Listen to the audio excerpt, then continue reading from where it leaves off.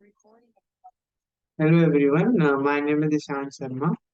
I am born and brought up in Delhi. I have done my graduation in mathematics honors from Satyavati College.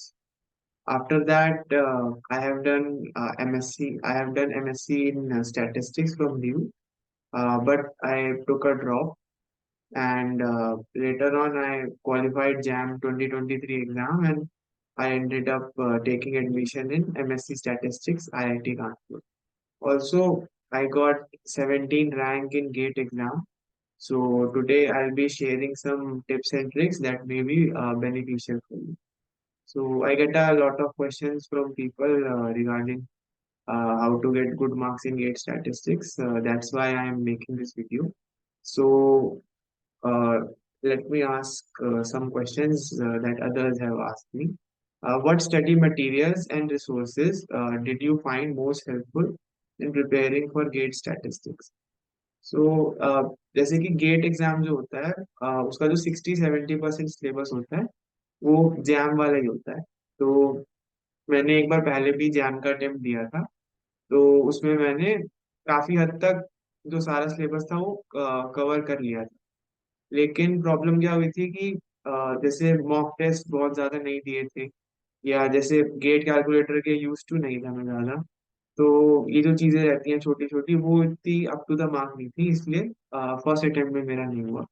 लेकिन अगर study material की बात करें तो mostly मैंने jam का ही फॉलो किया था। तो जैसे जैम में 30% मैथ्स की चीजें आती हैं, तो उसमें पहली चीज सीक्वेंस एंड सीरीज है। तो वो मैंने थॉमस कैलकुलस एक बुक होती है उससे किया था। तो कोई भी बुक को करने का मेरा एक ही प्रोसेस रहता है कि सबसे पहले तो उसमें जो भी थ्योरी गिवन है मैं वो सारा रीड आउट कर लूँ, और अगर कोई चीज़ समझ नहीं आ रही है तो मे बी अगर कोई मेरे फ्रेंड सर्कल में है जिसको उस सब्जेक्ट की बेटर नॉलेज है तो मैं उससे हेल्प मांगता हूँ। और अगर फिर भी समझ नहीं आ रहा है फॉर एग्जांपल, तो टेलीग्राम पे बहुत सारे ग्रुप होते हैं, आप वो ज्वाइन कर सकते हैं। या फिर मे बी अगर आप पे कोई प्रीवियस सर रहे हैं जिनको इस चीज़ की बहुत ज़्यादा नॉलेज है, वो इसी फील्ड में है, तो आप उनसे भी हेल्प ले सकते हैं। तो मेनली तो थ्योरी रीड करना, एंड उसके बाद जो भी इजी एग्जांपल्स है पहले वो करना, ताकि एक टॉपिक टॉपिक की बेसिक नॉलेज मेरे दिमाग में आ जाए। और उसके बाद ऐसे ही धीरे धीरे कंसिस्टेंसी के साथ जो भी अनसॉल्व प्रॉब्लम्स है वो करना, क्योंकि अगर आप गेट या जैम एग्जाम देंगे तो उसमें आपको अनसॉल्व प्रॉब्लम्स ही मिलेंगी। तो अगर आपके ब्रेन को आदत होगी अनसॉल्व प्रॉब्लम्स को सॉल्व करने की घर पे, तभी आप वहाँ पे अनसॉल्व प्रॉब्लम्स कर पाएंगे। इसके अलावा जैसे इंटीग्रल कैलकुलस एक टॉपिक रहता है, तो वो भी थॉमस एंड फिनी नाम की बुक से आप कर सकते हैं। उसमें क्या है कि 3D इमेजेस भी बहुत सारी दे रखी हैं। तो अगर आपको 3D जो भी क्वेश्चंस होते हैं 3 डायमेंशनल वो समझने में प्रॉब्लम होती है तो आप उससे बहुत अच्छा आइडिया ले सकते हैं। और एज आई सेड कि आप उसकी पहले थ्योरी करें, इजी एग्जांपल्स करें, और उसके बाद एक्सरसाइज क्वेश्चन करें। सारे एक्सरसाइज क्वेश्चन करना भी जरूरी नहीं है, क्योंकि आप जैसे जैम और गेट का सिलेबस तो हर जगह अवेलेबल ही है। तो आप उसमें देख सकते हैं कि क्या क्या टॉपिक्स मेंशन है, और प्रीवियस ईयर क्वेश्चंस भी अवेलेबल हैं। तो उनको आप अगर एक बार गो थ्रू होंगे तो आपको पता चलेगा कि किस डिफिकल्टी लेवल की चीजें पूछी जाती हैं। तो आप उसके अकॉर्डिंग जो भी आपकी बुक्स हैं उससे क्वेश्चन चॉइस कर सकते हैं कि ये वाला करना बेनिफिशियल रहेगा या नहीं, और उसके अकॉर्डिंग आप कर सकते हैं। इसके अलावा प्रोसेस तो आप सेम ही फॉलो कीजिए, जैसे थ्योरी कीजिए, एग्जाम्पल कीजिए, एक्सरसाइज कीजिए। बाकी मैं बुक्स आपको रिकमेंड कर देता हूँ। जैसे इसके अलावा लीनियर अलजेब्रा की एक बुक होती है, तो आप वो गिलबर्ट स्टैंड की बुक से कर सकते हैं। और जैसे एक ये प्योर मैथमेटिक्स का टॉपिक है, तो मे बी अगर किसी ने पहले प्योर मैथमेटिक्स किया नहीं है तो इसको समझने में टाइम लगता है, तो इसके साथ आपको बहुत पेशेंस दिखाना होगा। ओके। इसके बाद जैसे one variable calculus and two variable calculus होता है। तो इसमें क्या रहता है कि एक एस के मापा की बुक रहती है, जिन्होंने सारे एग्जाम्पल्स वगैरह बहुत ही अच्छे से एक्सप्लेन किए हुए हैं। तो आप वो बुक फॉलो कर सकते हैं, मैंने वो की थी। इसके बाद जैसे प्रोबेबिलिटी स्टैटिस्टिक्स जो है वो 70% ऑफ द पोर्शन कवर करता है। तो उसके लिए जो भी जैसे बेसिक्स हैं, जैसे बेसिक प्रोबेबिलिटी या यूनिवेरिएट डिस्ट्रीब्यूशन वगैरह, या मल्टीवेरिएट डिस्ट्रीब्यूशन, इसके लिए आप अगर एक बिगिनर हैं तो प्रसन्ना साहू नाम की एक बुक होती है, आप उसको फॉलो कर सकते हैं। और एक बेस आपका बेस बनाने के लिए वो बुक बहुत अच्छी है। लेकिन सिर्फ बेसिक बनाने से तो अब जैम क्लियर नहीं होगा, क्योंकि डिफिकल्टी लेवल बहुत ज्यादा बढ़ गया है। लिमिटेड लोग, अराउंड 3,000 लोग ही पेपर देते हैं। लेकिन वो लोगों की नॉलेज बहुत ज्यादा बढ़ गई है, तो आपको नेक्स्ट लेवल पे जाना होगा। इसके लिए एक वीके रोहतगी की बुक होती है, जो कि आप स्पेशली एस्टिमेशन के लिए यूज कर सकते हैं। वैसे अगर आप वीके रोहतगी 60 to 70% भी सॉल्व कर लेंगे, तो वो इनफ रहेगा आपको जैम में एक अच्छी रैंक लाने के लिए। इसके अलावा अगर एक और बुक अगर मेरे को रिकमेंड करनी हो टेस्टिंग ऑफ हाइपोथेसिस और एस्टिमेशन के लिए, तो कैसेला बर्जर एक बहुत अच्छी बुक रहेगी। ये एक बहुत ही स्टैंडर्ड बुक है, और आईआईटी में भी अगर आपका एडमिशन होगा तो आप पाएंगे कि ये एक as a reference book use की जाती है आईआईटी में। ओके, तो इसके बाद हम नेक्स्ट क्वेश्चन पे बढ़ते हैं। Can you share your daily or weekly study routine and time management tips? So जब मेरा फर्स्ट अटेम्प्ट था, तो मेरे को जैसे ग्रेजुएशन की पढ़ाई भी मैनेज करनी पड़ती थी। तो उसमें क्या रहता था कि सुबह जैसे कॉलेज जाना होता था और दोपहर को मैं वापस आता था। तो शाम और रात को ही मैं पढ़ाई कर पाता था, कम टाइम दे पाता था। लेकिन उसके बाद भी मैंने बहुत सारी चीजें कवर की। और 4 to 5 आवर्स मैंने उस समय एटलीस्ट जैम को दिए होंगे। तो उस समय तो मेरा मेन फोकस यही था कि जो भी सिलेबस के टॉपिक्स हैं मैं उनको अच्छे से कर लूँ, और जो भी मैंने बुक्स बताई हैं उनमें से कर लूँ। और उसके बाद उनके असाइनमेंट्स अगर कहीं से मिल सकते हैं तो वो कर लूँ। और जो प्रीवियस ईयर क्वेश्चन है वो मैं मल्टीपल टाइम कर लूँ। यही मेरा फोकस ज़्यादा था। और बाकी टाइम मैनेजमेंट के लिए आप एक चीज कर सकते हैं, मे बी आप एक स्केड्यूल बना सकते हैं कि आप अगर कॉलेज जाते हैं तो कॉलेज से आने के बाद आप क्या क्या करेंगे। ऐसे कुछ दिन भी आएंगे जब आप उन चीजों को नहीं कर पाएंगे, तो ज्यादा टेंस मत होइए। मैटर ये करता है कि आपने लॉन्ग टाइम तक क्या किया है। मे बी एक दिन आपने कुछ नहीं किया, 2 दिन आपने कुछ नहीं किया, 2-3 दिन से ज्यादा फर्क नहीं पड़ता। तो आपने लॉन्ग टर्म में क्या किया वो ज्यादा मैटर करता है, तो आप उस पर फोकस करें। Were there any specific topics or areas within statistics that you focused on more during your preparation? तो इसके लिए मैं कहना चाहूंगा, जैसे स्टैटिस्टिक्स में जैसे बेसिक प्रोबेबिलिटी वाला जो टॉपिक रहता है, वो बहुत ही अनप्रिडिक्टेबल टॉपिक है। अगर पेपर में आप देखेंगे तो कभी कभी जैसे 2021 में बहुत ही लॉन्ग लाइंस वाले क्वेश्चन भी आ जाते हैं। तो मे बी अगर आप वो क्वेश्चन के मे बी शुरू की 2-3 लाइंस पढ़ेंगे, उसके बाद थर्ड या फोर्थ लाइन में पहुंचेंगे तो मे बी आप ऊपर का भूल जाएंगे। तो अगर वैसे क्वेश्चन आपके जैम के अटेम्प्ट में भी आते हैं, तो अकॉर्डिंग टू मी आपको चूज करना चाहिए कि आप उन्हें ना अटेम्प्ट करें। लेकिन अगर ये एक स्टेट के फॉर्म में आते हैं, बेसिक प्रोबेबिलिटी के क्वेश्चंस जो कि न्यूमेरिकल हैं मोस्टली, तो आप उन्हें कर सकते हैं, और वो आपको एक अच्छे मार्क्स दिलवा सकते हैं जैम के एग्जाम में। तो इसके अकॉर्डिंग आप बेसिक प्रोबेबिलिटी आप चूज कर सकते हैं, करना या नहीं कर सकते हैं। उसके अलावा जो जैसे यूनिवेरिएट डिस्ट्रीब्यूशन होता है वो तो इजी होता है। तो उसमें तो बेसिकली आपको जो भी अगर डिस्क्रीट रैंडम वेरिएबल है तो उसका पीएमएफ वगैरह, वेरिएंस एक्सपेक्टेशन, एमजीएफ वगैरह ये सब याद करना होता है। और अगर कॉन्टिन्यूस रैंडम वेरिएबल है तो उसका पीडीएफ, और वेरिएंस एक्सपेक्टेशन, एमजीएफ वगैरह याद करना होता है। तो ये तो कंपैरेटिवली इजी टॉपिक है। इसमें बेसिकली आपको चीजों को मेमोराइज ही करना होता है। और बाकी मल्टीवेरिएट भी बस उसको 2 डायमेंशनल में कर देते हैं। इसके बाद अगर हम बात करें एस्टिमेशन या हाइपोथेसिस टेस्टिंग की, तो अगर आपका स्टैटिस्टिक्स बैकग्राउंड नहीं रहा है, और मे बी आप बहुत एग्जाम के अब नियर आ गए हैं और आपने मान लीजिए टेस्टिंग ऑफ हाइपोथेसिस अभी तक टच नहीं किया, तो वो टच करना भी इतना जरूरी नहीं है। क्योंकि आपने देखा ही होगा कि मान लो आपके 40% मार्क्स भी आ जाते हैं, तो भी आपको एक अच्छी आईआईटी मिल ही जाती है। तो अगर आपको लगता है कि अब बहुत नियर आ गए हैं हम एग्जाम के, और अब इतना टाइम नहीं है कि आप इस टॉपिक को अच्छे से कर पाएंगे, क्योंकि मान लीजिए आपने अगर उसको लास्ट में किया टॉपिक को, तो आप उसका बेसिक ही कर पाएंगे मोस्टली। और हो सकता है कि उस टॉपिक से डिफिकल्ट क्वेश्चन आ जाए पेपर, तो वो इतना बेनिफिशियल नहीं रहेगा। तो उस केस में आप कोशिश करें कि जो भी आपने टॉपिक किए हैं उनको और अच्छे से करें, ताकि आप उनके एडवांस क्वेश्चन और बेसिक क्वेश्चन पेपर में कर सकें। How did you approach solving previous year gate questions, papers and mock test? So जैसे इनिशियली तो मेरे को सारी चीजें नहीं आती थी। तो जैसे कि मेरा मैथ्स बैकग्राउंड है, तो जैसे सीक्वेंस सीरीज, लीनियर अलजेब्रा और integral calculus and one variable and two variable calculus, ये मैंने पहले किया था और हाई लेवल का किया था।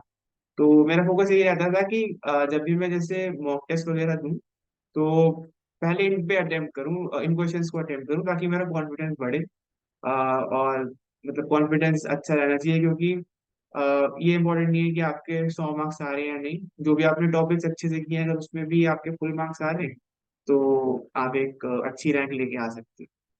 और बाकी ये गेट के या जैम के प्रीवियस ईयर क्वेश्चन करना आपकी फर्स्ट प्रायोरिटी रहना चाहिए, क्योंकि आगे भी जो आईआईटी के प्रोफेसर जो भी पेपर बनाएंगे, वो इन्हीं को एज अ रेफरेंस लेंगे और पेपर बनाएंगे। तो आप इन पे सबसे ज्यादा फोकस कीजिए, ये मेरा फर्स्ट रिकमेंडेड थिंग रहेगा आप लोगों के लिए। और what strategies did you use to manage time effectively during the exam? तो एग्जाम मैंने, क्योंकि फर्स्ट अटेम्प्ट भी दिया था, सेकेंड अटेम्प्ट दिया, उसमें मेरा हुआ। तो तब भी फर्स्ट अटेम्प्ट भी मैंने बहुत सारे मॉक टेस्ट वगैरह दिए थे, सेकेंड में भी बहुत सारे मॉक टेस्ट दिए थे। तो मैं क्या करता था, जैसे मान लीजिए मैंने एक मॉक टेस्ट देने से पहले क्या करता था कि एक दिन पहले भी मैंने एक मॉक टेस्ट दिया ही होगा, तो जो भी उस मॉक टेस्ट की मैं एक मान लीजिए एक एनालिसिस करता था कि जैसे मैंने किस टॉपिक में कितना स्कोर किया, क्या मेरी गलती हुई, और मे बी मैं गेट कैलकुलेटर का यूज टू था या नहीं। और जब भी मैं नेक्स्ट मॉक टेस्ट देने जाता था, उससे पहले मैं उसको रिवाइज कर लेता था, ताकि एटलीस्ट वो मेरे से गलतियां ना हो। और मान लीजिए आप 4-5 दिन तक ऐसा कर रहे हैं, एनालिसिस कर रहे हैं, तो आप पाएंगे कि कोई कुछ मिस्टेक्स हैं जो आप रिपीटेडली कर रहे हैं, तो आप उसको अवॉइड कर सकते हैं आगे जाकर के। और इससे आपको काफी बेनिफिट। और जैसे कि ए सेक्शन जो रहता है वो नेगेटिव मार्किंग वाला रहता है, तो उसमें अगर आप रिस्क ना लें, गेस वर्क ना करें, तो वो बहुत ही बेटर रहेगा, क्योंकि बीसी पार्ट में तो आप गेस वर्क कर भी सकते हैं, तो उससे आपको ये मार्क्स नहीं आएंगे। Did you participate in any online or offline coaching classes, and if so do you recommend any? तो फर्स्ट अटेम्प्ट में भी, सेकेंड अटेम्प्ट में भी मैंने सुप्रीम क्लासेस को ज्वाइन किया था। और वो बहुत अच्छा पढ़ाते हैं, क्योंकि मेन बात ये है क्या कि जैसे आईआईटी जैम उन्होंने पहले क्रैक कर रखा है, तो जिस बंदे ने पहले क्रैक कर रखा है, अगर वो आपको सिखा रहा है, तो उससे बेटर क्या ही हो सकता है। और उसमें क्या रहता था, जैसे उस समय पर शशि सर थे, जो मैथ्स पढ़ाते थे, और वो मैथ्स पोर्शन कवर करते थे। और क्लास से पहले हम लोगों को मोटिवेट भी करते थे कि आप एग्जाम में कैसे अप्रोच कर सकते हैं, क्या करने से आपकी अच्छी रैंक आएगी, और मे बी क्या क्या मिस्टेक्स पहले के लोगों ने की। इसके बाद जैसे संतोष सर थे, वो स्टैटिस्टिक्स पढ़ाते थे। तो अब जैसे मेरा मैथ्स बैकग्राउंड था, तो स्टैटिस्टिक्स मेरे को इतनी समझ में नहीं आती थी तब। तो मैं उनकी क्लासेस रेगुलरली करता था, और वो उस समय प्रसन्ना साहू को करवाते थे। तो मैंने वो उनके साथ साथ ही पूरी सॉल्व की। और सेकेंड अटेम्प्ट में रौद की 50-60% सॉल्व की। और कैसेला बर्गर बर्जर भी बहुत हद तक सॉल्व की। तो जिन्होंने एग्जाम क्रैक किया है, उनकी गाइडेंस में मैंने ये एग्जाम दिया, और लास्ट में जाके आईआईटी कानपुर हो गया। तो ये बहुत सही है। How did you handle difficult concept or topics that you found challenging? तो जैसा मैंने कहा है कि इस एग्जाम में 100% लाना तो जरूरी नहीं है। आप अगर मान लीजिए लास्ट एग्जाम देखेंगे, लास्ट एग्जाम में किसके कितने मार्क्स आए, तो आप पाएंगे कि किसी के 60 मार्क्स भी हैं 100 में से। तो ये जरूरी नहीं है कि आप सारे टॉपिक्स करें, और मतलब जो भी आप करें उस पर आपका अगर अच्छा कमांड हो, तो बहुत अच्छा रहेगा, ताकि आप उसके बेसिक क्वेश्चन और डिफिकल्ट क्वेश्चन कर सकें, और लास्ट में जाके एक अच्छी रैंक करें, अच्छी रैंक लें। सेकंड स्ट्रैटेजी हो सकती है कि आप करें तो सारे टॉपिक्स, लेकिन उसके ना बेसिक बेसिक कर लें। तो इससे क्या होगा कि 30-40% जो पेपर होता है वो तो इजी रहता ही है, और वो किसी भी टॉपिक से आ सकता है। और अगर आपने सारे टॉपिक करे होंगे, तो वो आपके 30-40 मार्क्स तो कहीं नहीं जाएंगे। और मे बी आप कुछ एवरेज चीजें जो ज्यादा कैलकुलेटिव है, उसको हम एवरेज कैटेगरी में डालते हैं, तो वो भी आप कर सकते हैं। तो अल्टीमेटली आपका एग्जाम निकल ही जाएगा। तो यही रहेगा। इसके बाद any tips for staying motivated and managing stress during the preparation period? तो मोटिवेशन के लिए तो यही है, जैसे मेरे को आगे जाके एमएससी तो करनी थी, और मेरा ड्यू में हो ही गया था। पर अब जैसे आईआईटी से आप करते हैं तो एक ब्रांड वैल्यू आपके साथ जुड़ जाती है, तो वो बहुत ही हेल्पफुल रहता है। और आप लोगों को पता ही है कि आईआईटी से कितनी प्लेसमेंट जाती है और कितना एक्सपोजर मिलता है चीज़ों का। अब जैसे मैं आईआईटी कानपुर में हूँ, तो वहाँ पे ऑलमोस्ट सारी एक्स्ट्रा करिकुलर एक्टिविटीज होती हैं। आपको कोई भी चीज़ पसंद हो, तो जैसे पढ़ाई आप करते हैं, साथ में कोई आपको चीज़ जो अच्छी लगती है करनी वो भी आप करते हैं, तो आपकी खुशी भी अच्छी रहती है। तो बहुत ही अच्छी है आईआईटी कानपुर, आप लोग भी ट्राई करें उसमें आने के लिए। और ग्रीनरी भी वहाँ पे बहुत अच्छी है, तो हेल्थ इश्यूज भी कम होते हैं वहाँ पे। इसके बाद can you share any specific advice for the numerical and multiple choice question section of the GATE exam. तो जैसे न्यूमेरिकल चॉइस क्वेश्चंस हैं, तो जैसे 2023 में ये वाला पार्ट इजी आया था, तो अगर आपने बहुत ज्यादा मॉक टेस्ट दिए हैं, पीवाईक्यू वगैरह सॉल्व किए हैं, तो आपको पता चल गया होगा कि कभी कभी क्या होता है, सेक्शन ए इजी होता है 50 मार्क्स से, कभी कभी सेक्शन बी सी इजी होता है। तो पिछली बार बी और सी इजी था, तो अगर आपने ये पता लगा लिया था तो आप सेक्शन बी और सी पे पहले आते, और उसके बाद आप इजी क्वेश्चन बात मिलते आपको और आप उन्हें सॉल्व कर लेते। तो यही, अगर आपने पहले से अच्छा एनालिसिस किया होता तभी ऐसा हो पाता। और जैसे कि मल्टीपल चॉइस क्वेश्चन जो रहते हैं, उसमें क्या है कि जो आंसर है ना वो आपके सामने ही है। तो और जैसे न्यूमेरिकल में तो आपको पता नहीं है कि आंसर होगा, कोई भी रियल नंबर हो सकता है 0 से इंफिनिटी तक, तो आंसर आपके सामने है। कभी कभी आप ना एग्जैक्ट आंसर भी नहीं निकाल पाएंगे, लेकिन आपको पता लगेगा कि आंसर तो मेरा इसी रेंज में होगा। आप जैसे ग्राफ बना के वो कर सकते हैं। तो इस तरीके से आप मल्टीपल चॉइस क्वेश्चंस को अप्रोच कर सकते हैं। और ऑलवेज याद रखें कि वो नेगेटिव मार्किंग भी दे सकता है, तो हद से ज्यादा रिस्क ना लें, क्योंकि आप हद से ज्यादा रिस्क लेंगे आपके नंबर बहुत कम हो सकते हैं। और बहुत ज्यादा क्वेश्चन अटेम्प्ट करने की जरूरत नहीं है। 30 to 35 क्वेश्चन करने से भी आपको एक अच्छी रैंक आ सकती है, अच्छी आईआईटी मिल सकती है। और तो वो बहुत सही रहेगा। इसके अलावा what would you do differently if you were to prepare for GATE statistics again and knowing what you know now. तो अगर मैं फर्स्ट अटेम्प्ट की बात करूं, तो मैंने चीजें तो सारी की थी, लेकिन जैसा मैंने कहा है कि गेट कैलकुलेटर का यूज टू ना होना, और सिलेबस का प्रिंट आउट निकलवा करके उसका रिवीजन ना करना, और भी बहुत चीजें हैं। अगर मैं ये दोनों चीजें अच्छे से करता तो बहुत ही बेटर रिजल्ट आ सकते थे। और इसके अलावा जैसे आपने कोई भी मॉक टेस्ट दिया है, तो उसका एनालिसिस करना कि आपने क्या क्या गलतियां की, और उसके बाद वो गलतियां अगले वाले में कोशिश करना कि रिपीट ना करना। और मे भी आप 5-6 बार एनालिसिस कर लेंगे, तो आपको ऐसा लगेगा आप same set of mistakes he करते हैं मोस्टली, क्योंकि आप पेपर से पहले आपको पता चल गया, तो आप पेपर में जाके वो नहीं करेंगे। तो मैं ये करता अगर मैं अभी गेट एग्जाम की प्रिपरेशन करता। So thank you so much guys for listening. If you like the video, share and subscribe. Thank you so much.